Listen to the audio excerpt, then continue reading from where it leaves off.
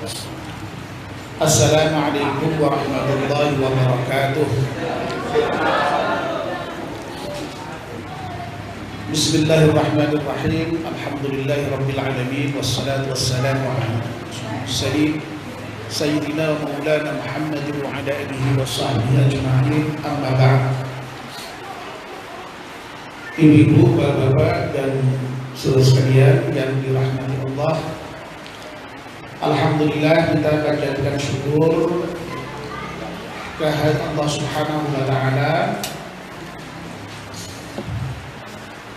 yang pada sore hari ini masih berkenan melimpahkan rahmat dan nikmatnya kepada kita semuanya sehingga kita bisa hadir di masjid untuk ngaji menjelang buka.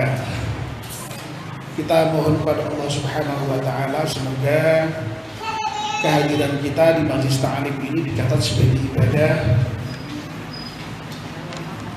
Semoga bisa menambah ilmu kita dan mudah-mudahan pada gilirannya juga bisa menambah kualitas iman dan amal kita. Amin ya rabbal alamin.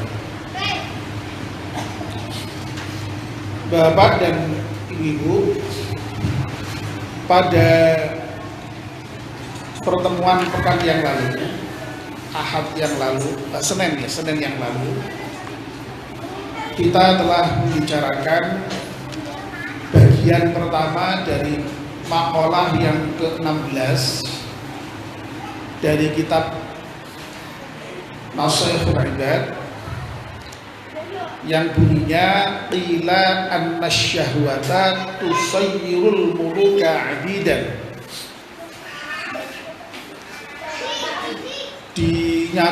Dikatakan bahwa sesungguhnya syahwat itu akan atau bisa menjadikan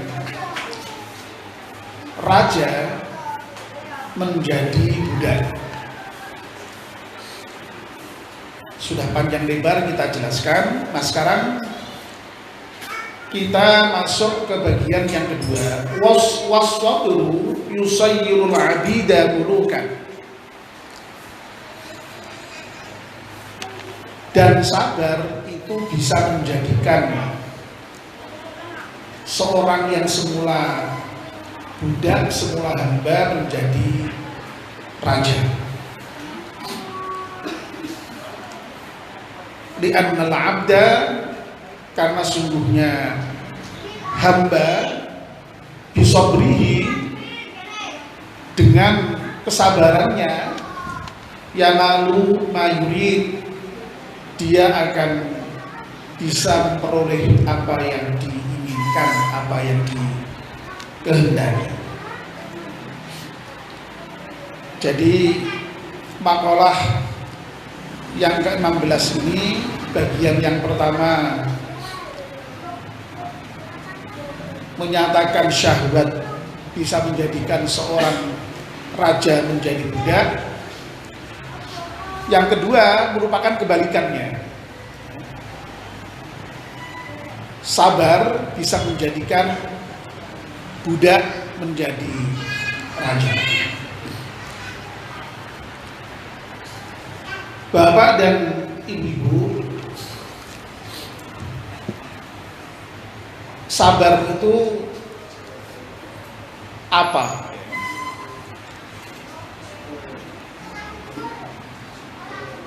Sabar itu bahasa Arab sebenarnya, as-sabru.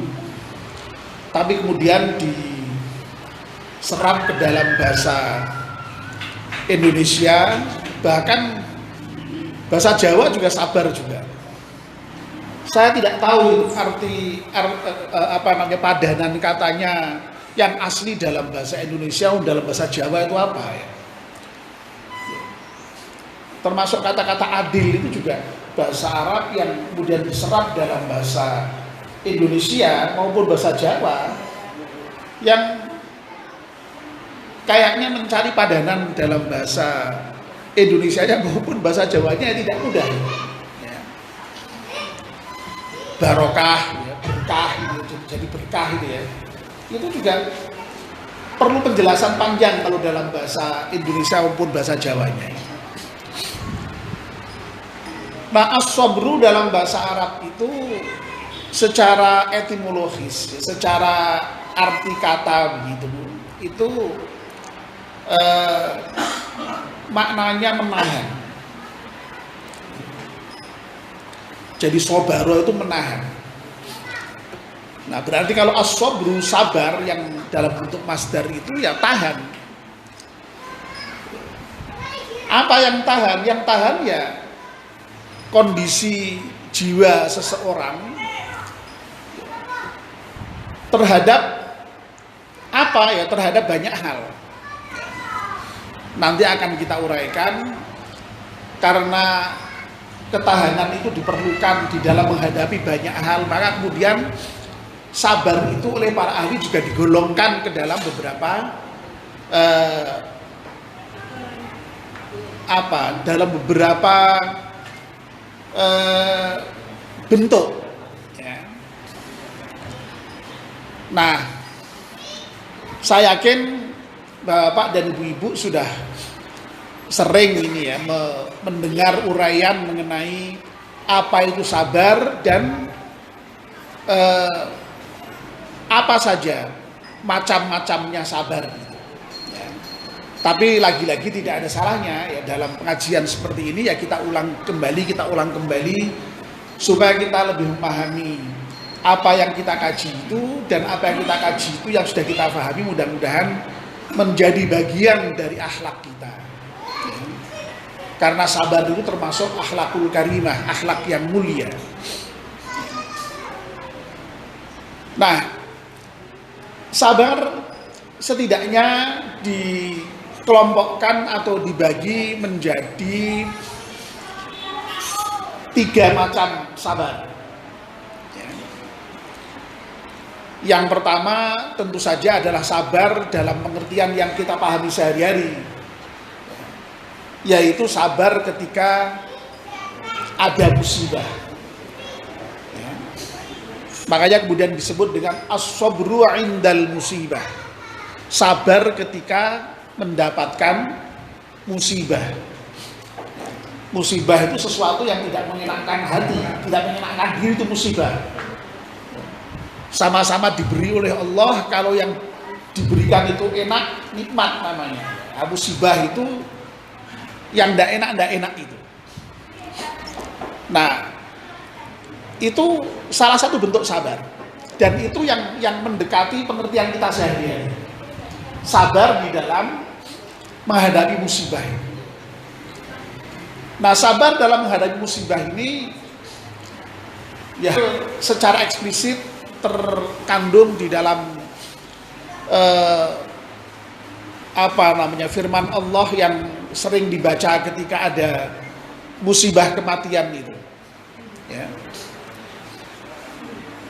Wala nabluwannakum bisyai'im minal khawfi wal ju'i wa naqsim minal amwali wal anfusi wath thamarat wa basyiris sabirin ya. Alladzina idza asabatuhum musibah qalu inna lillahi wa inna ilaihi raji'un. Sungguh aku akan menguji kamu semua bisyai'im minal khaufi, dari sebagian rasa takut. Jadi rasa takut itu musibah juga itu. Ujian juga maksud saya. Ujian. Wal ju'i, kelaparan. Diuji dengan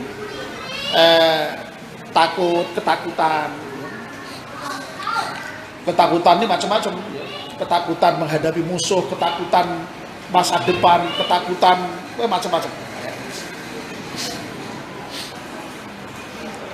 ketakutan orang untuk pacar, ketakutan orang untuk pekerjaan, wal ju'i, lapar, kelaparan, wa naqsim minal amwal, dan berkurangnya harta, Kadang-kadang orang semula punya harta banyak, tapi kemudian karena sebab tertentu lalu hartanya berkurang, itu juga merupakan ujian dari Allah Subhanahu wa taala. Wal anfusi, jiwa, ya, dikurangi jiwanya dengan kematian, ya, dari orang-orang yang kita cintai, orang-orang yang dekat dengan kita. Wa thamarat, dan juga buah-buahan, ya. Nah, lalu Allah melanjutkan wa basyiris sabirin, dan berilah berita gembira kepada orang-orang yang sabar. Nah, orang yang sabar itu siapa? Orang yang sabar ternyata kemudian didefinisikan sendiri oleh Allah Subhanahu wa taala, alladzina idza asabathum musibah qalu inna lillahi wa inna ilaihi raji'un. Orang yang sabar itu adalah orang yang ketika dia mendapatkan musibah dari Allah Subhanahu wa taala, dia berkata inna lillahi wa inna ilaihi raji'un. Sesungguhnya kami ini milik Allah dan akan kembali kepada Allah juga, ya. Jadi kesadaran sabar itu luar biasa, ya. Apapun yang diambil oleh Allah Subhanahu wa taala, kalau kemudian kita sadari bahwa semuanya itu memang milik Allah, lalu itu akan kembali kepada Allah, ya memang lalu selesai, insya Allah. Nah, itulah hakikat sabar. Nah, sekali lagi, sabar dalam hal ini adalah as-sabru 'indal musibah, sabar ketika mendapatkan musibah. Tetapi yang namanya sabar mendapatkan musibah itu tidak hanya itu saja. Maksud saya sabar itu tidak hanya sabar ketika mendapatkan musibah, tapi ada bentuk sabar yang lain. Apa itu bentuk sabar yang lain? Yang kedua adalah as-sabru 'alat ta'ah, dan yang ketiga adalah as-sabru 'anil maksiyah. Yang kedua adalah sabar di dalam menjalankan taat kepada Allah Subhanahu wa taala, dan yang ketiga sabar di dalam menghindari maksiat kepada Allah Subhanahu wa taala. Bagaimana yang namanya sabar itu kok juga menyangkut persoalan taat? Iya. Yang namanya taat itu pun juga butuh ketahanan. Kalau nggak tahan, ya nggak akan terjadi. Makanya sabar tadi kan kita disebut sebagai ketahanan jiwa. Ya. Jangan dikira ya, kita puasa ini beratnya bukan main loh. Dalam rangka menjalankan taat kepada Allah ini. Tapi kita berusaha untuk menahan diri itu. Ya. Apa namanya? Beratnya kayak apa itu rasanya? Ya berusaha untuk bertahan gitu. Ya, tentu saja yang beriman betul, yang memang ingin menjalankan puasa betul. Kalau yang enggak ya memang enggak. Ya. Jadi dibutuhkan ketahanan jiwa itu. Tidak mudah, tidak ringan puasa itu. Bagaimana orang harus menahan lapar dan haus dari mulai sahur sampai dengan maghrib.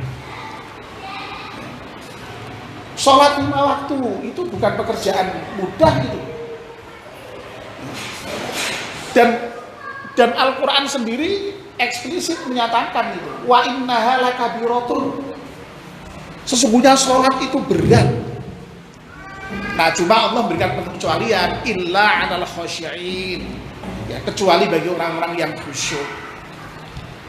Jadi sholat itu oleh Allah dinyatakan wa innaha lakabiratun. Sholat itu berat. Ya. Illa 'alal khasyi'in. kecuali bagi yang khusyuk. Nah, yang khusyuk itu siapa? Lagi-lagi juga didefinisikan sendiri oleh Allah, alladzina yadhunnuna annahum mulaqu rabbihim wa annahum ilaihi raji'un. Orang yang khusyuk adalah orang yang yakin bahwa dirinya nanti akan bertemu dengan Allah dan dia akan kembali kepada Allah. Itu pengertian khusyuk. Sehingga lalu kemudian karena dia yakin akan kembali kepada Allah, maka dia merasa butuh bekal. Karena merasa butuh bekal, dia lalu berusaha mempersiapkan bekal dengan sebaik-baiknya, dengan sekuat-kuatnya. Sebab memang perjalanan akhirat itu jauh, dibutuhkan bekal yang sangat banyak. Jadi perlu ketahanan jiwa untuk bisa melaksanakan sholat. Tidak mudah. Apalagi ya, zakat itu juga jangan dikira mudah, itu berat, butuh ketahanan jiwa. Lho piye duit direwangi golek tenanan, akhirnya mau diwenehke wong, ya, dibagi-bagi. Wa anfiku, dan infakkan mimma razaqnakum, dari sebagian apa yang sudah aku berikan kepadamu. Tapi karena ini perintah, ya dilaksanakan. Meskipun oleh goleknya tadi itu direwangi ngumpulke dari sedikit demi sedikit, ya. Masya Allah. Semua profesi membutuhkan hal yang sama, tidak ada yang kemudian enak, gampang. Nuwun sewu ya, saya itu kebetulan pernah bertamu kepada seorang dokter. Bayangkan kita dokter itu kan, wah, pekerjaan enak gitu ya. Ternyata sehari-harinya tuh beliau tuh baru pulang sampai di rumah itu jam 11 malam. Ya Allah itu. Dan itu kan ya berat toh itu. Ya memang betul uangnya banyak, tapi pekerjaannya segitu berat dari pagi sampai malam ya. Masya Allah. Kalau begini tidak tahu sampai berapa jam, tidak tahu saya. Beda-beda ya, beda-beda ya. Ya, makanya saya dulu lihat kalau seperti dokter kayak tadi Pak Triyogo dulu, alhamdulillah ya setiap jamaah bisa ke masjid ya jam maghrib isya itu. Tapi sekali lagi ada dokter yang seperti itu, yang sampai malam itu masih di rumah sakit, masih harus keliling pasien. Kalau dokternya itu sangat favorit dan pasiennya banyak, itu keliling rumah sakit nggak habis-habis. Berat. Barang itu duit dikon zakat. Lu itu butuh ketahanan. Ketahanan jiwa. Ya. Butuh kesabaran. Apalagi ya, haji sama berat, ya.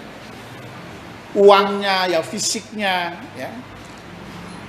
Nah, intinya semuanya butuh ketahanan ya. Oleh karena itu tidak ada kesuksesan, tidak ada kemuliaan tanpa adanya kesabaran. Ya. Dalam hal urusan apapun, termasuk dalam urusan akhirat maupun urusan duniawi. Kunci sukses, kunci bahagia adalah kesabaran. Dengan kesabarannya itulah maka lalu kemudian seseorang bisa mencapai cita-citanya. Ya. Mahasiswa, wow itu butuh sabar, butuh belajar. Belajar itu ya setengah mati susahnya. Ya. Baru kemudian akan sukses. Termasuk caleg-caleg barang itu ya kudu sabar tenan, kudu serius tenan. Orang serius ya ora dadi tenan. Ya. Jadi intinya untuk sukses, untuk bahagia, untuk mulia dibutuhkan kesabaran tadi. Ya. Li'annal 'abda bisabrihi yanalu ma yurid. Nah, di dalam kitab ini kemudian diberi contoh ya. Ala taro, Apakah engkau tidak melihat, ya? Ai ala yasulu ilmuka, atau apakah tidak sampai pengetahuanmu ila qissati sayyidinal karim, sampai kepada kisahnya sayyid kita, junjungan kita al-karim yang mulia, ibnil karim, anaknya orang yang mulia, ibnil karim, anaknya orang yang mulia, ibnil karim, anaknya orang yang mulia. Siapa itu? Yaitu Yusufa, Nabi Yusuf, ya. Jadi dalam kitab ini kemudian diberi contoh kisahnya Nabi Yusuf yang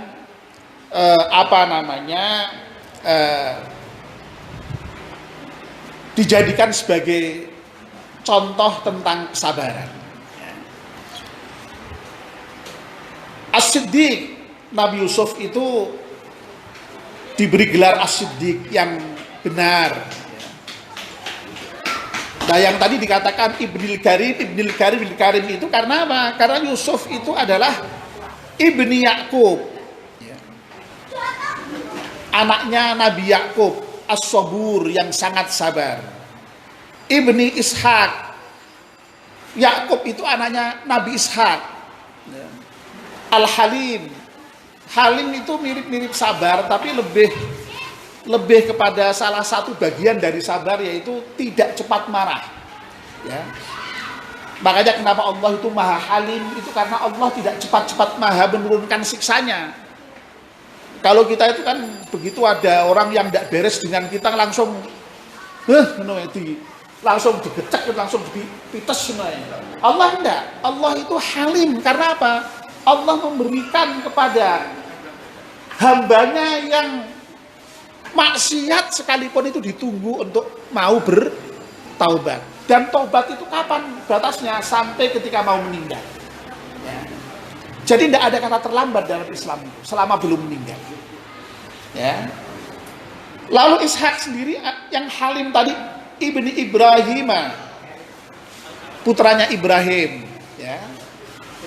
Al-Khalil yang sangat dikasihi oleh Allah Subhanahu wa taala, Al-Awwah yang banyak bertobatnya kepada Allah Subhanahu wa taala, alaihi wassalam. Semoga atas mereka keselamatan. Jadi Nabi Yusuf itu putranya Nabi Yakub, Nabi Yakub putranya Nabi Ishak, Nabi Ishak putranya Nabi Ibrahim. Makanya disebutkan Sayyidinal Karim, Ibnil Karim tadi. Nah, ceritanya Yusuf dengan siapa? Wa Zulaiha dan Zulaiha, ya. Disebutkan di sini fa innaha ahabbat Sayyidana Yusuf. Karena sungguhnya yang namanya Zulaiha itu mencintai Sayyidina Yusuf, Nabi Yusuf, nihayatal hubbi, dengan cinta yang secinta-cintanya. Cinta sing wis pol lah pokoknya lah, ya. Nihayah itu penghabisan, sudah wis pol-polan, ya. Tetapi Nabi Yusuf itu kemudian wa huwa yasbiru ala makriha wa adhiyatiha. Nabi Yusuf sabar terhadap tipu daya Zulaiha, ya, dan juga bagaimana Zulaiha itu kemudian sampai menyakiti Nabi Yusuf, karena kemudian akhirnya Nabi Yusuf itu kan dalam cerita itu sampai di penjara itu, ya. Orang salah di penjara, ya. Itu ceritanya Nabi Yusuf. Tapi Nabi Yusuf sabar, akhirnya di akhir cerita Nabi Yusuf itu kemudian menjadi raja, ya, diangkat sebagai perdana menteri oleh raja, ya. Saya kira tidak ada kisah di dalam Al-Quran yang lebih panjang dari cerita Nabi Yusuf, karena hampir surat Yusuf itu isinya ya ceritanya Nabi Yusuf itu, ya. Dari mulai cerita tentang keluarganya Nabi Yusuf dengan saudara-saudaranya, ya, yang ada 11 itu.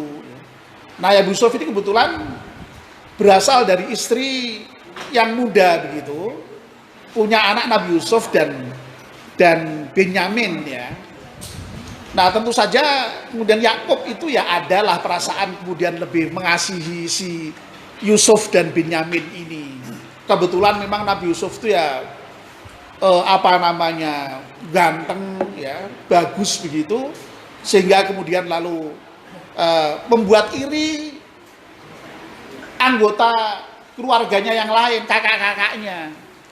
Nah lalu kemudian dijebaklah Yusuf itu untuk diajak pergi jalan-jalan ke padang pasir, lalu dilaporkan kepada orang tuanya bahwa Yusuf dimakan serigala.